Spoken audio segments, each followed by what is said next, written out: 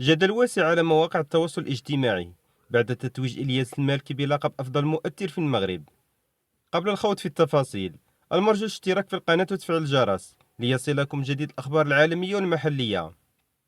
فاز ستريمر إلياس المالكي بلقب أفضل مؤثر لعام 2025 خلال الدورة الثانية لمعرض المغرب لصناعة الألعاب، لكن هذا التتويج أثار الكثير من الجدل على منصات التواصل الاجتماعي، حيث انتقد الكثيرون شخصية مثيرة للجدل للحصول على هذه الجائزة. الانتقادات التي وجهت للمالكي كانت تتعلق أساسا بمحتواه على الإنترنت، الذي غالبا ما يتميز بالصراعات والجدل، ويحتوي أحيانا على ألفاظ نابية بالإضافة إلى ترويج سلوكيات غير إيجابية. منتقدوه رأوا أنه لا يمكن لشخص مثل المالكي أن يكون نموذجا للتأثير الإيجابي، معتبرين أن الجائزة كان يجب أن تذهب لشخصيات تقدم محتوى هادف وملهم.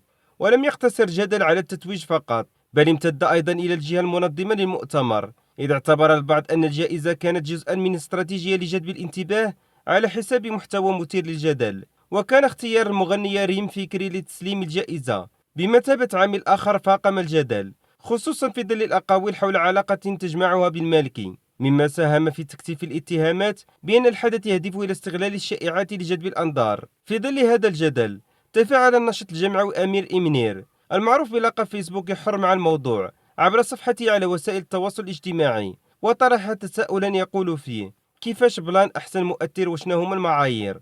ياك ما بغيتونا نبدلو المحتوى؟ إمنير عبر عن استغرابه من معايير اختيار الجائزة، مؤكدا على ضرورة إعادة النظر في مفهوم التأثير والمحتوى الذي يجب أن يحصل على التقدير. تساؤله يعكس حالة من الاستفهام حول ما إذا كان المحتوى الذي يعتمد على الجدل والإثارة يمكن أن يعتبر نموذجا يحتذى به.